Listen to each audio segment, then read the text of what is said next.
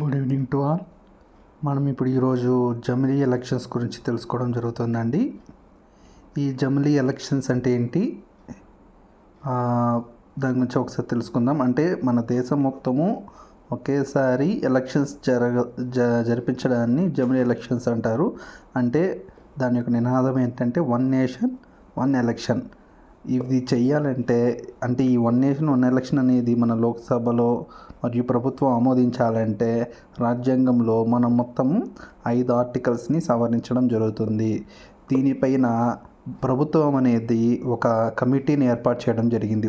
అత్యున్నత కమిటీ అనేది ఏర్పాటు చేయడం జరిగింది. ఆ కమిటీకి అధ్యక్షుడు రామ్నాథ్ కోవింద్. అందుకే ఈ కమిటీని ఏమంటారంటే రామ్నాథ్ కోవింద్ అంటే ఎవరో మీకు తెలుసు కదా. మళ్ళీ ఫర్దర్ మన ఫార్మర్ ప్రెసిడెంట్ రామ్నాథ్ కోవింద్ అనేది.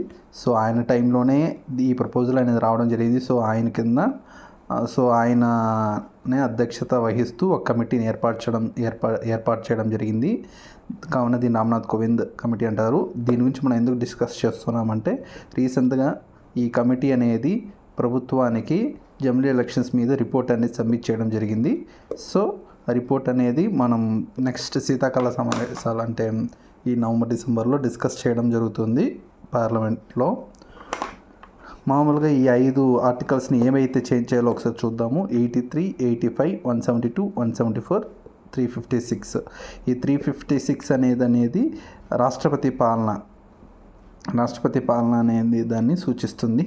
ఎందుకు ఈ రాష్ట్రపతి పాలన అనేది మనం మళ్ళీ చూద్దాము. 83, 85 అనేది మనం కేంద్ర ప్రభుత్వం అంటే కేంద్ర పరిపాలనకు సంబంధించింది, అంటే లోక్సభ పార్లమెంట్ సమావేశాలకు సంబంధించింది. అదేవిధంగా 172, 174 అనేది రాష్ట్ర శాసనసభలకు విధానసభలకు సంబంధించిన ఆర్టికల్స్. 83 గురించి ఆర్టికల్ ఏం గురించి ఈ 83 ఆర్టికల్ దేని గురించి చెప్తుందంటే లోక్సభ సభ్యుల పదవీ కాలం గురించి 83 ఆర్టికల్ అనేది చెప్తుంది. దీన్ని ఎందుకు మనం డిస్కస్ చేయాల్సి వస్తుందంటే 1 minute. ఓకే,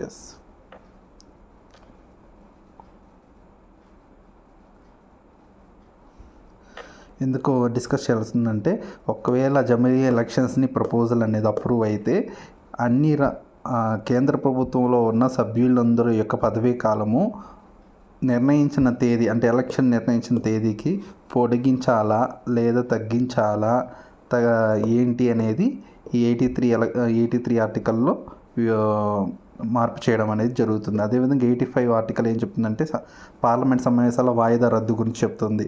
అంటే ఈ జమిలీ ఎలక్షన్స్ నిర్వహించాలంటే కొన్ని పార్లమెంట్స్ తొందరగా రద్దు అవ్వాల్సి వస్తుంది, కొన్ని పార్లమెంట్స్ ముందుగా లేట్గా రద్దు అవ్వాల్సి వస్తుంది. లేదా ఒకవేళ ఈ పార్లమెంట్ రద్దు అయితే రాష్ట్రపతి పాలనను ఏ విధంగా తీసుకురావాలి అనే దాని గురించి కూడా డిస్కస్ చేయడం జరుగుతుంది ఈ పార్లమెంట్ సమావేశాలు. అంటే ఇవి మామూలుగా 3 times జరుగుతాయండి.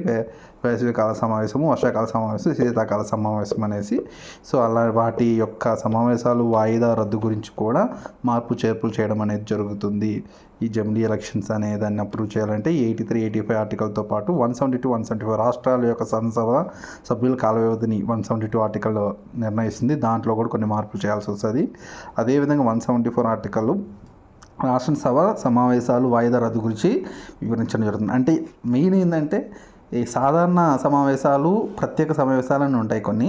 ఈ సాధారణ సమావేశాలు ఏడాదికి 2 సార్లు జరగాలి యాక్చువల్గా. అంటే మామూలుగా ఒక సమావేశానికి ఇంకో సమావేశానికి మధ్య కాల వ్యవధి అనేది 6 నెలల కంటే ఎక్కువ ఉండకూడదు.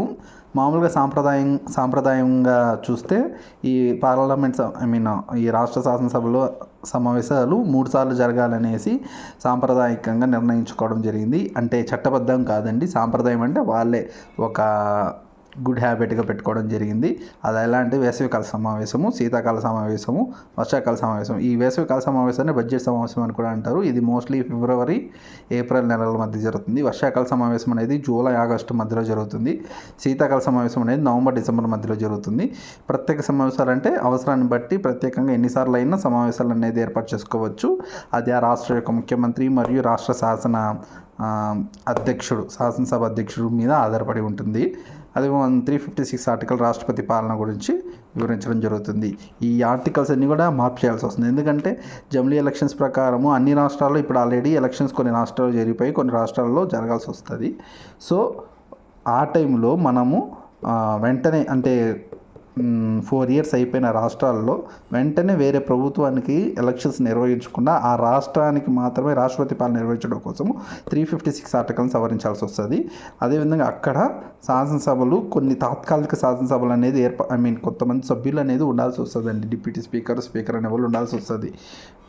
నెక్స్ట్ ఒకవేళ రాష్ట్రపతి అలా మోర్ దెన్ 5, 6, 7 రాష్ట్రాల్లో రాష్ట్రపతి పాలన నిర్వహించాల్సి వస్తే ఆ టైంలో ఏం చేయాలి అనేది కూడా మనం ఈ జమిలీ ఎలక్షన్స్ ఈ 356 ఆర్టికల్స్లో సవరణ చేసి తీసుకొని వచ్చి ఈ జమిలీ ఎలక్షన్స్ని అప్రూవ్ చేయాల్సి వస్తుంది.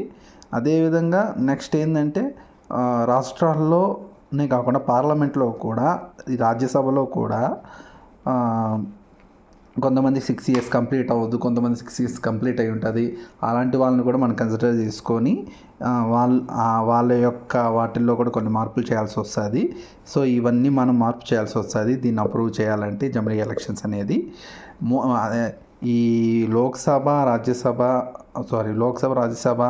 మళ్ళీ శాసనసభలో ఎలక్షన్స్గా ఒకేసారి కంప్లీట్ అయిన వెంటనే వితిన్ 100 days గ్యాప్ పీరియడ్లో మనం మున్సిపాలిటీ మరియు పంచాయతీ ఎలక్షన్స్ కూడా నిర్వహించాలనేది జమిలీ ఎలక్షన్స్ యొక్క తీర్మానాల్లో ఒకటి. ఇదండి జమిలీ ఎలక్షన్స్ అనేది. ఇంకా ఫర్దర్ అప్డేట్స్ వస్తే నేను అప్డేట్ చేస్తాను. నెక్స్ట్ మనం ఇంకొక టాపిక్ గురించి డిస్కస్ చేస్తామండి. జిమిక్స్ అనేది ఒక నౌకాదళ విన్యాసము. ఇది 8th ఎడిషన్ రీసెంట్గా జరిగిందండి. ఎక్కడ జరిగిందంటే జపాన్లో యోకోసుకాలో జరగడం జరిగింది. ఈ జిమిక్స్ అనేది ఒక నౌకాదళ విన్యాసము ఏ దేశాల మధ్య జరిగిందంటే జపాన్ మరియు ఇండియా. నెక్స్ట్ ప్రపంచ బాల కార్మికుల వ్యతిరేక దినోత్సవము రీసెంట్గా June 12th చేసుకోవడం జరిగింది. దానికి గాను 2024 థీమ్ అనేది ప్రకటించడం జరిగిందండి. అది ఎండ్ చైల్డ్ లేబర్ అంటే let's act on our own commitments అనేసి ఎండ్ చైల్డ్ లేబర్ అనే థీమ్తో ఈ ప్రపంచ బాల కార్మికుల వ్యతిరేక దినోత్సవం June 12న నిర్వహించడం జరిగింది. నెక్స్ట్ ఇంకో టాపిక్ వచ్చింది రాబందు సంరక్షణ కేంద్రం. ఈ రాబందు సంరక్షణ మరియు సంతానోత్పత్తి కొరకు జటాయు కన్జర్వేషన్ బ్రీడింగ్ సెంటర్ను 2024 September 6th అధికారికంగా ఉత్తరప్రదేశ్ స్టేట్లోని గోరఖ్పూర్లో స్టార్ట్ చేయడం జరిగింది. దీనికి అధికారికంగా ప్రారంభించిన వ్యక్తి ఎవరంటే ఉత్తరప్రదేశ్ రాష్ట్ర సీఎం యోగి ఆదిత్యనాథ్. ఈ జటాయుకే మన ఇండియాలో చాలా నేమ్స్ ఉన్నాయండి. ఒకటి ఏషియన్ కింగ్ వల్చర్ అని, రెడ్ హెడెడ్ వల్చర్ అని, ఇండియన్ బ్లాక్ వల్చర్ అని పేరుంది. ఈ జటాయుకి సంబంధించి ఈ జటాయు పేరు మనకు గుర్తుకు రాగానే మనకు 2024 March 6th భారత నౌకాదళము INS జటాయు అనే పేరుతో నూతన నౌకాదళము లక్షద్వీప్లో ఏర్పాటు చేసిందని కూడా గుర్తుపెట్టుకోండి. రెండు ఒక ఇంటర్లింక్డ్గా చూసి పెట్టుకోవడం మంచిది. ఎందుకంటే రాబందు సంరక్షణ కేంద్రం లేదా జటాయు కన్జర్వేషన్ బ్రీడింగ్ సెంటర్ ఎక్కడ ఏర్పాటు చేశారంటే గోరఖ్పూర్. ఎక్కడ ఉందంటే ఉత్తరప్రదేశ్. ఎవరు ఏర్పాటు చేశారు, ఎవరు అధ్యక్షతను ఏర్పాటు చేయడం జరిగింది లేదా ప్రారంభించబడిందంటే సీఎం యోగి ఆదిత్యనాథ్. ఎప్పుడైతే జటాయు అనే పేరు కనబడితే మీరు వెంటనే మీ మైండ్లో 2 రావాలండి, INS జటాయు లేదా Jatayu conservation breeding centre. Thank you అండి. Please like, share, subscribe my channel.